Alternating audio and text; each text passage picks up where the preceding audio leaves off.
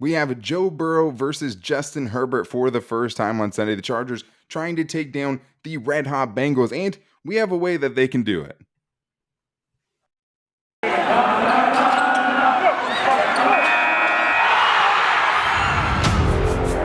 You are Locked On Chargers, your daily podcast on the Los Angeles Chargers, part of the Locked On Podcast Network, your team every day.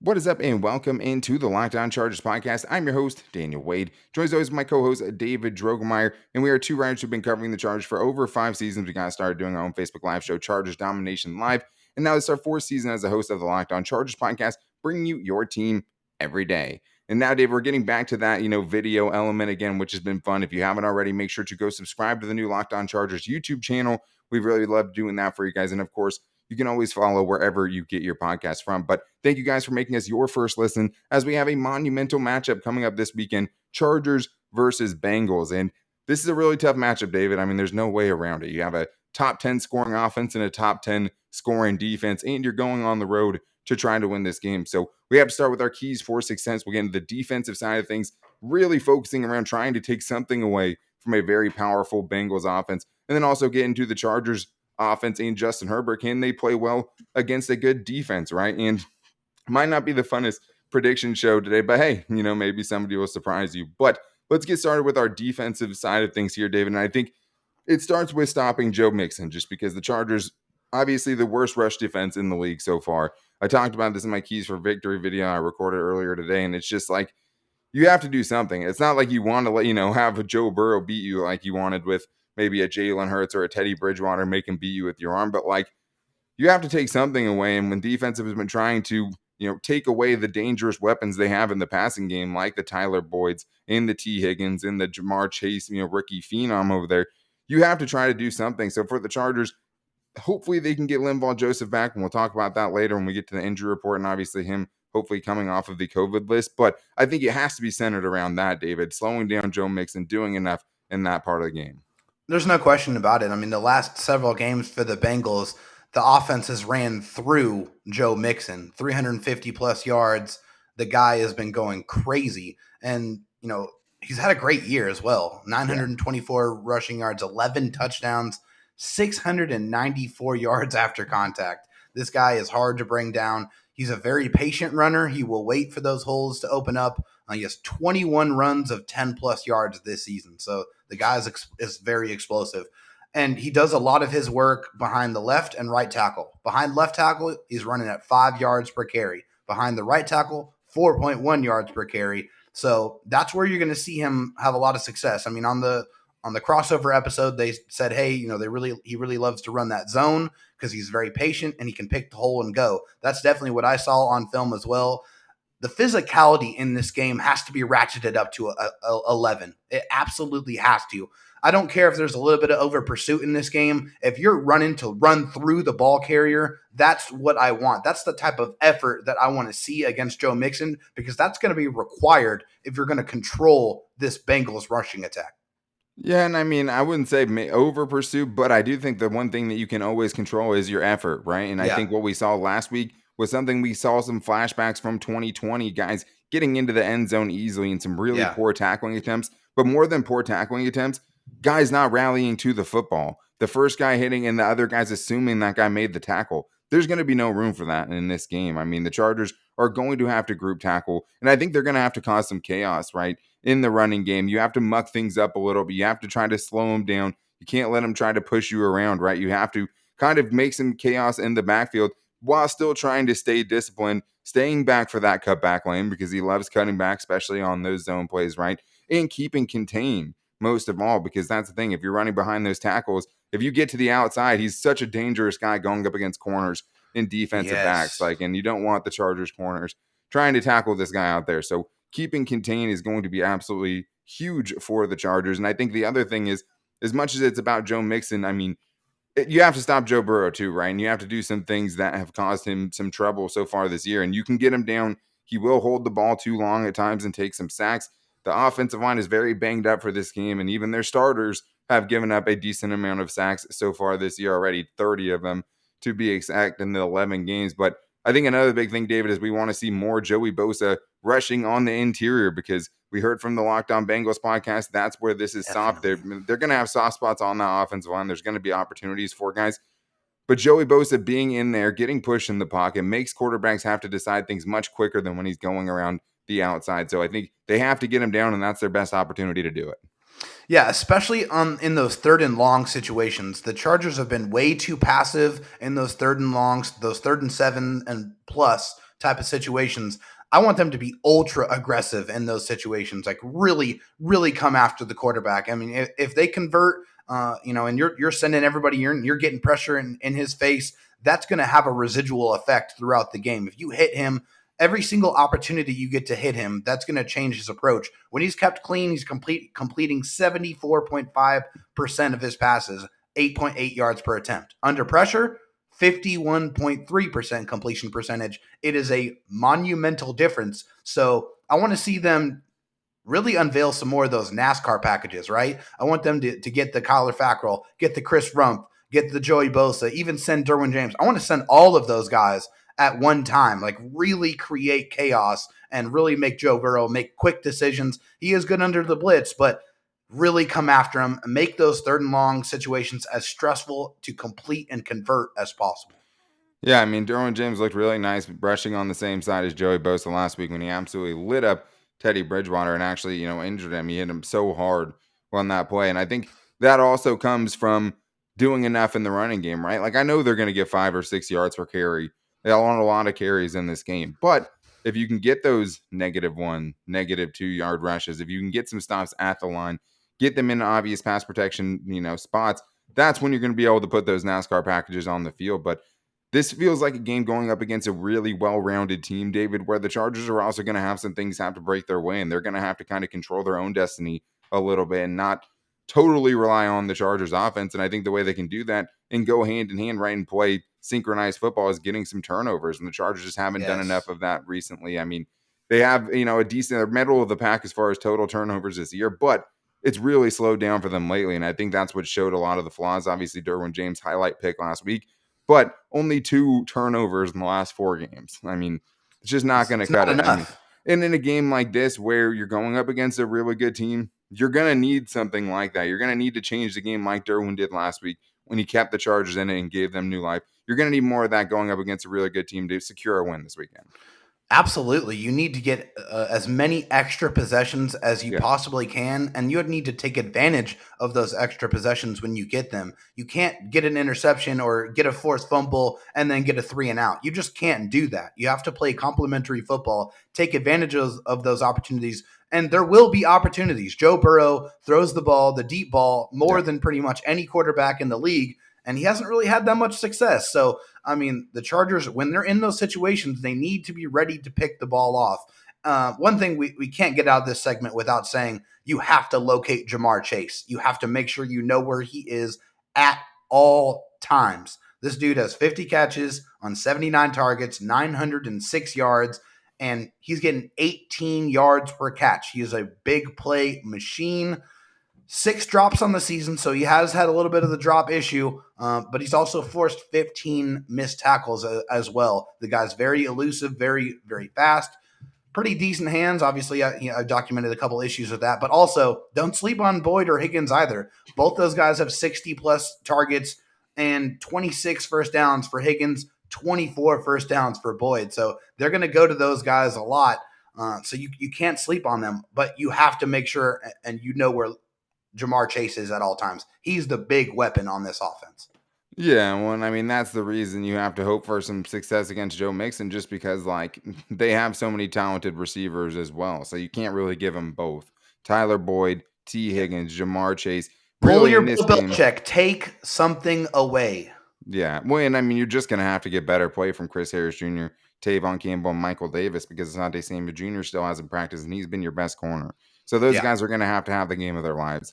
They're going to have, bounce back games kind of across the board against this receiving trio if the Chargers can get them into those 3rd down situations. But really, the offense is going to have to come through in this game. I expect the Bengals to move the ball. I expect the Bengals to put up points. The Chargers offense is not going to have to only keep up, right? they're going to have to be the driving force in a victory this week against a good, solid Bengals team. So we had to get into our keys for success on the offensive side of things. But first, I need to tell you guys this episode is brought to you by Boost Mobile. You listen to podcasts for the power of knowledge. When you switch to Boost Mobile for the power of saving money, you guys can get the power of a free 5G phone so you can listen to all of the latest episodes. And there's nothing worse than having to, buffer your podcast as you're driving to work or anything like that. So get the power of 3 unlimited data lines for $30 a month per line so you and your family can harness all of that brain power too, and the power of America's largest 5G network so you can do it all at the speed of 5G. With all that money you guys are saving and the knowledge that you'll gain, just how powerful will you become? Switch to Boost Mobile and find out. Get a free Samsung Galaxy A32 5G when you switch to America's largest 5G network. More power to save. Boost Mobile. Free phone limited to new customers and 1 per line. Additional restrictions apply. Offers and coverages not available everywhere. For all phones and networks, see boostmobile.com for details. All right, David, well, it's time to get in the offensive side of things, and the Chargers are going to have to play well offensively to win this game. You're going up against a team that can score some points, and the Chargers, as far as like their DVOA defensively, yards per drive given up, points per drive given up, they've been one of the worst teams in the NFL. And it's taken away from the offensive opportunities. But the Chargers are going to have to take advantage of the offensive opportunities and drives that they have. They can't get off to a slow start, David. They just can't. They started last week with 4 drives where they ended up with nothing and a turnover on downs. It has to be better going up against the Bengals this week. Muted. It was a great key. It is a great key, and I'm still going to make my point here. It's very, very important for the Chargers to get off to a great start. I've said that multiple times this week, but now the numbers back it up. The Chargers have only lost 1 time this season when they've scored a touchdown on their first drive. It is of paramount importance that they get off to a good start, because when they get in that good rhythm and they get that nice long touchdown drive to start things off, I think everyone loosens up a little bit. They're engaged in the game, and they go out there and they have a successful performance more often than not. So you have to score and score early. And I knew it was going to be a good take even before you let it out, just because even when I couldn't hear you and the YouTube, non-YouTube people are missing out on this, I could see how emphatic you were, and I knew something good was coming out. So it lived up to the hype. And I think a part of that is just staying out of your own way and going up against a team like this. You can't have any unforced errors, right? That means no drops. You have to limit the penalties, and you can't have turnovers, putting your defense in an even more precarious position going up against a good offense. And that's been such a plague for the Chargers offense so far this year, just getting in their own way with the drops, with the turnovers, with the penalties. You can't have that in this game. Like, you're going to have to play such a disciplined game offensively. Justin has to protect the ball. That's another thing that's kind of synonymous. When he doesn't throw interceptions, the Chargers win. So if he protects the ball, really takes what they're giving him, and hey, if it's not there, run. I mean, we've seen you do it at a high level. Do not go away from that aspect of your game, because that helps the offense stay on the field and be more productive. Yeah, absolutely. And I think, Justin Herbert has to play better in this game than he did last week. And the Chargers, as much as, the air yards attempt are down, they are trying to take some shots, but the way they're doing it, I think they're just going about it all wrong. They're only having a few guys run routes in the concept, so he's only given a couple of options. And you're keeping in guys like Donald Parham at tight end to go one-on-one with a defensive player and then have him hold up so you can set up that deep shot. It's just not working. So, yeah, you're going to have to take what the defense gives you, right? I think you can help slow down the pass rush maybe with some screen plays, get Justin Herbert going, giving some easy completions. And I think the other thing too, David, is get them going horizontally too. On the best drives we've seen from the Chargers this season, it's, okay, bootleg this way, we're rolling back to the left, we're misdirecting, we're getting the defense going side to side so they're not going vertically and getting into the lap of Justin Herbert. When Brandon Staley said, hey, I want to stress the defenses out on the offensive side, that was the vision that I had in my head. And that's what, when they did go out there and execute it that way, that's when the Chargers offense was at its best, because the defense was having to really figure out where the offense was going, where Justin Herbert was rolling out to, and they had to account for him as well as the receivers and the running back. So that's when the Chargers offense is at its best. And when you are getting them moving around horizontally, find Logan Wilson, the linebacker, in coverage. Anytime he is in a one-on-one situation, you want to exploit that matchup. Yes, he has 4 interceptions, and you're going to be like, why are you going to go after a guy who has 4 INTs? All of those came early on in the year. He hasn't had a single interception in 6 games. He's given up 46 of 56. That's 82% for 509 yards, and 301 of those yards are after contact. So stress him out, make him run, make him cover Austin Ekeler out in space, and great things are going to happen for the offense.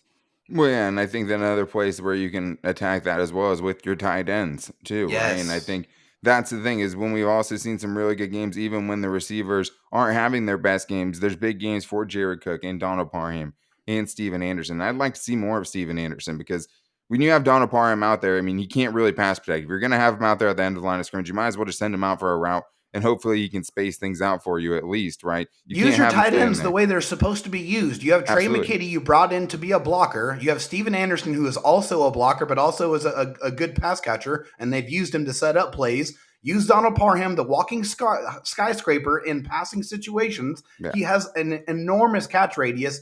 Like, use your tight ends the way that they are supposed to be used. Yeah, and I mean, recently the Bengals have been much worse against the tight end, so that is something the Chargers should definitely check in on because tight ends are averaging a touchdown, 6 catches, and 81 yards against the Bengals over the last 3 games. So that has been a place where teams have had a lot of success. Austin Ekeler doesn't really need anything extra except for just to catch the ball right, and he can kind of make things work for him. And I'm not going to sit here and hold my breath that an RB2 is going to step up and come through for the Chargers. I mean, Austin Ekeler, unfortunately, is going to have to be on the field even more than he was last week, right? And you can't even have as Yeah. much of the other guys, Bradwell or Josh Kelly, out there. It sucks, but I mean, he obviously gives them the best chance to win. And I think you just need better executions when you are trying to set up the deep shots. Because if you Definitely. start going close, you keep throwing short and taking what the defense gives you, you have to be careful if you're Justin Herbert because they have some corners that'll undercut routes. And we've seen Yeah. that. And you have to be careful on those this year because they are going to start jumping on the short stuff.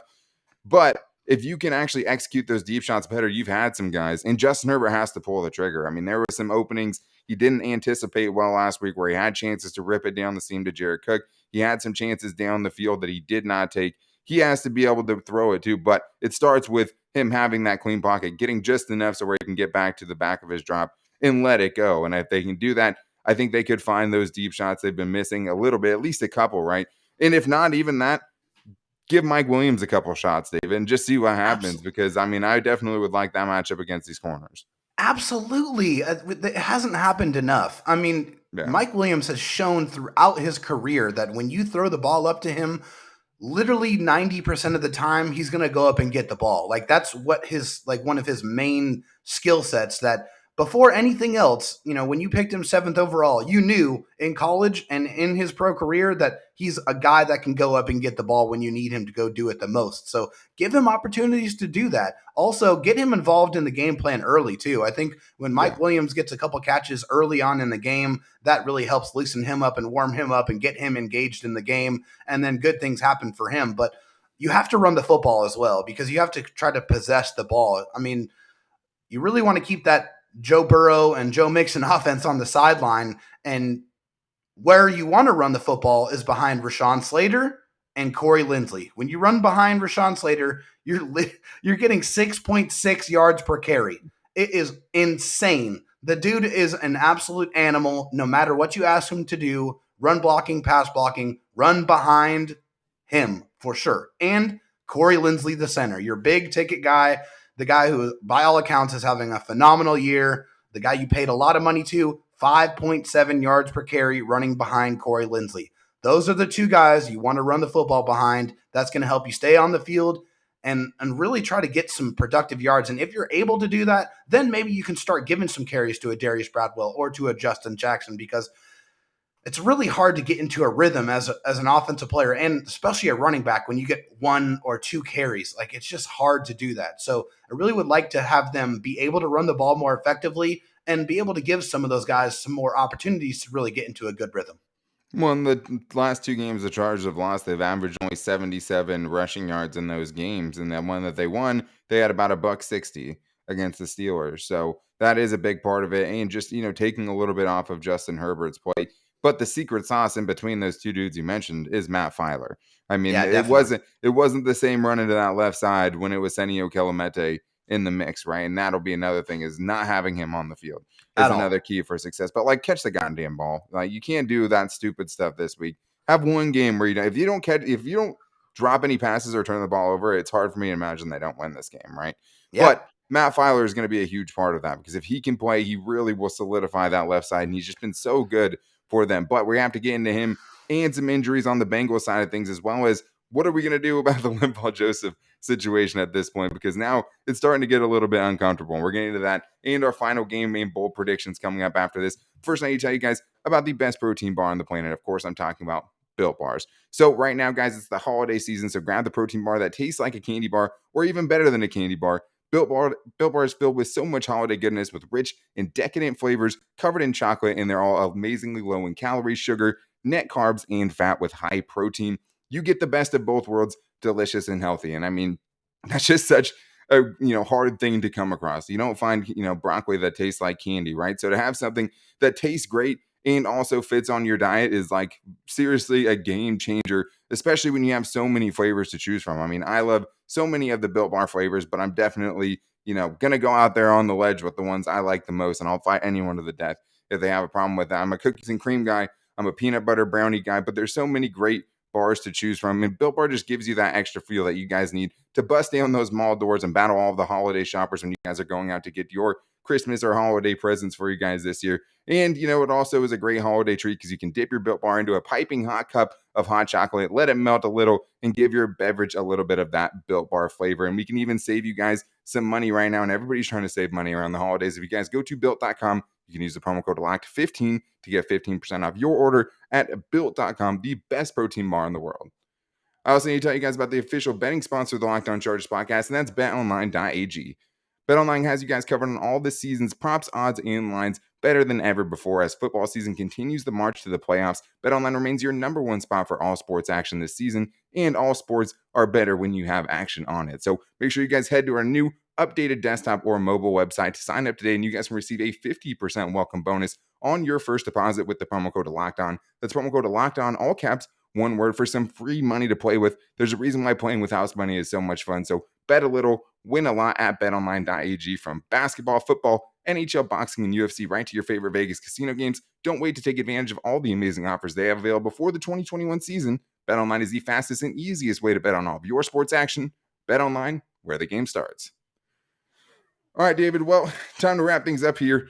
And I know we're not feeling great about this matchup. I mean, this is a better team than the Chargers played easily than last week, right, against the Broncos. So it's hard to have a ton of faith. And I think part of that is just the uncertainty, and that's where the injury report comes into things. And a lot of guys on the Bengals injury report that aren't practicing, right? That's something the Chargers are very used to. But the specific names we're unsure about for the Chargers are really, really big, important, game-changing guys. And it's focusing for me around three guys. It's Linval Joseph, potentially coming back from the COVID list. So yesterday, right, or Thursday, Linval Joseph had the chance to come back from the COVID list. It was the mandatory 10 days. He could have came back and gotten activated, but he didn't. So that's, we went into this week thinking he would probably be back because he usually, you go the 10 days, you can come back. He'd be such an important part. And I think it's hard because at this point, David, he hasn't practiced all week, right? And that's the thing. So are they willing to put him out there even though he hasn't been able to go through practice, or does he get that veteran kind of, all right, you're one of those guys that we don't need to see you line up or get first team reps to go out there and try to give us something, even if it's just on a rotational level? Yeah, I definitely think that's more of the case here with Linval Joseph, a guy who's literally been in the league over 10 years. I mean, this is a guy, like Brandon Staley says, I don't need to evaluate you. I know who you are. I know what you bring to the table. You know what you're doing. You're a pro. If anyone is going to get the benefit of the doubt, it is for sure Linval Joseph. Yeah, and even the game that he didn't play 2 games ago, right, that he was like a game time decision, like they still left the line on for him, as Mike Tomlin was saying about TJ Watt and those guys. Like he was going to give him every opportunity to play. Matt Filer got the opportunity to go out there and try to warm up last week, and he's the other big name because he's so crucial, right? First year as a Charger, and like so important to what the Chargers are doing offensively and their chemistry in the running game, how they hold up in pass protection, just being a presence because he's an effing huge dude. He just is missed. And Senio Kelemete and he's really good. Yeah, I mean, he was just one, like you saw, like I said before, like you saw how good he was in his absence last week, because Senio Kelemete, I mean, was just brutal and like really totally derailed drives. Michael Schofield wasn't much better. those guys are going to have their work cut out for them, going up against DJ Reader and them boys this week. So that's going to be tough. But Matt Filer, a huge piece for the Chargers. Asante Samuel Jr. at this point hasn't practiced because he's in the concussion protocol, still in the concussion protocol. We don't expect him to play this week. We believe the Chargers will play it safe from everything that's been out there. There's been no indication that he is going to play on Sunday. But like I said, the Bengals are beat up as well, David, including, 2 of the 5 offensive line starters for them. So they're obviously dealing with it too.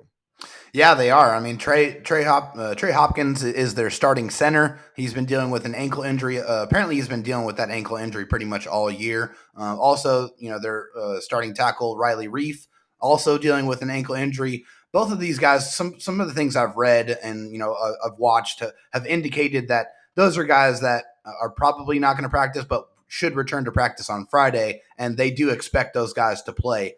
No matter if they do play, obviously they are not at 100%. So, if they do go out there, just know that and try to attack those weaknesses. You got your guy in the middle, which, if Linval Joseph is going to play, that's where you want to try to really get an impact and try to add, that pass rush element to his game and really try to ruin that. And, Riley Reif has given up 5 sacks on the year. So yeah, if he plays, that might be a good thing for the Chargers. But yeah, those 2 dudes, they're injured, but they do expect them to go out there and play. When it all wraps up just into why you have to get them, can't let them lean on you for 4 yards of carry too, because you have to, if you're making it easy on that offensive line, they're going to punish you. But if you can get them in isolated spots and you can get those guys, stacked up on the right side, going up against Riley Reif, a soft spot for them at right guard, a banged up Hopkins. That's what the recipe for success is in the Chargers. You know what helps everything defensively? When you get pressure, it makes your corners look better, right? It makes your linebackers look better. It makes your safeties look better. They could have a chance against a banged up Bengals offensive line and a Joe Burrow who has taken some sacks this year. So big part of this weekend's game. But now it's time to get into our bold predictions, David. So when you looked at this matchup, given everything you've seen from it, who are, what position, what player do you think can have a really solid weekend this one? Yeah, I'm going to go on offense. I know this is probably going to be a boring one, but I really see an opportunity for a huge game for Austin Ekeler. I think they need to get him the ball in space as much as humanly possible and let him just be the human joystick, the Madden character, make people miss, run people over. That's what they need to do, and I think they are going to do that. And I think he's going to have a big game to the tune of 150 all-purpose yards and 2 touchdowns in this game. It's hard for me to doubt him, and he needs to get the touches as much as possible just because he is always a mismatch. And in a game like this where you need consistent production offensively, he's, him and Keenan Allen are your 2 most consistent players. I have a tough one with this bold prediction because I want to pick something on the defense. I think just by the law of averages, it would seem like some more turnovers would be coming their way this week, especially with all the forced fumbles that have rolled for first downs to Tim Patrick and all the interceptions that have fallen to the ground, without ever being able to make a play on it. So I think the Chargers defense is going to get back some of that this week. I think they're going to turn the ball over 3 times against the Bengals, set the Chargers offense up a little bit. Will the Chargers offense respond? I don't know. But I do think the Chargers defense is going to get 3 turnovers and 3 sacks in this one. I think Joey Bosa comes away with 2 of those. So hopefully a big defensive game just to do enough. They still could do all those things and get 27 points put up on them, right? But I do think that they need to get back to that turnover game. And they've had some really bad luck in those situations. And now they're going up against not a safe guy with the football, right? He's not Teddy Bridgewater he's closer to Drew Lock as far as being risky than Teddy Bridgewater. So even in the last game against Steelers, he gave them a couple of chances at interceptions, even the ones that weren't intercepted. Threw it right out of linebacker on a screen pass, right? That just got totally dry. I actually ended up in Joe Mixon's hands somehow. Yeah. But I think that's a place where the Chargers could definitely take advantage of it, and they'll need to take advantage of it. But all right, David, time to put our money where our mouths are. Time for predictions. It's time to pick if the Chargers are going to win. Is this an easy prediction just because it's such a good team they're going up against? You're our only chance maybe this week, possibly. So who are you going with? Yeah, as much as the homer in me would really love to pick the Chargers in this game, it's just a really, really, really bad matchup for the Chargers. You're going up against a team who can run the ball really effectively, who can get after the passer, who has a quarterback that can make accurate throws. The Chargers have to play a perfect game in this one. And what sucks is this is the type of game that the Chargers win. And I'm going to pick them to lose in this one because I can't feel comfortable with how things look on paper. Yeah. Now, again, everything changes on Sunday when they go out there and strap it up and see what happens. But at this moment in time, I do have the Chargers losing this game, and I think it's going to be a 31-24 type of game for the Bengals. Yeah, it's unfortunate, right? And I think that's probably right around where it's going to be for this one. It is a tough game where the Chargers are going to have to play pretty near flawless football in this one, and you've just seen them make so many mistakes that it's hard to have any confidence that they're going to be able to do that. So I have a tough time picking the Chargers, while also knowing it's kind of like the Green Bay Packers game from a couple years ago. They weren't ever supposed to win in some of the other upsets that they've been able to pull off. So they can do it. And that's the tough thing, too, is they have the team to absolutely go out there and put up 34 points. If everything's clicking offensively, they can do it. They have enough playmakers defensively to get lucky and force a couple turnovers, right, to make their own luck.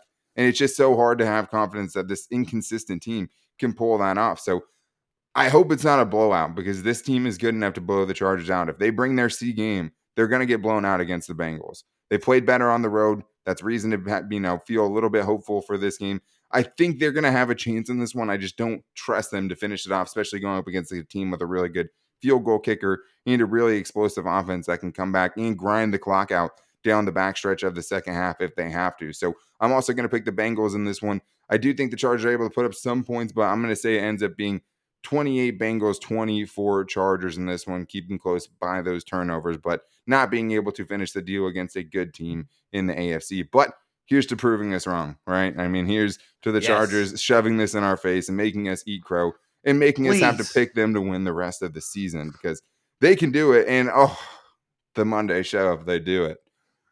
I just want to bathe in that feeling if the Chargers can pull this thing off when we all doubt them. And that's, for some reason, when they like to do it. If you have any confidence in them, no, they're not going to show up. So here's to no confidence in the Chargers and hoping they pull off the upset this weekend in Cincinnati. But that's going to do it for today's show. Thank you guys for joining us as always. And we appreciate you guys making us your first listen. That does mean a lot to us.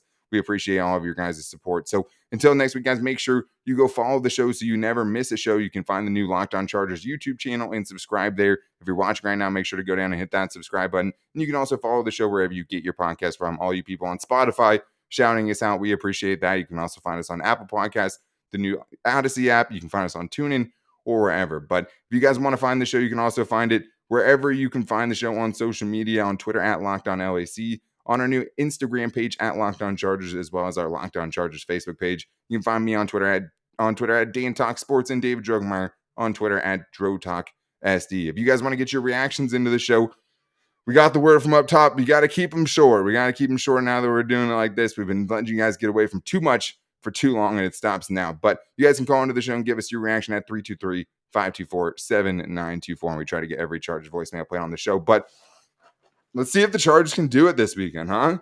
Pull off the upset. Do it for your fans. Do it for the babies. Do it for the whales. Do it for everybody. Do it for somebody. Hopefully we'll be back here with you guys eating some victory brisket on Monday and bringing you a hot piping news show for you guys to talk about a giant win. But until then, take it easy and go Bolts.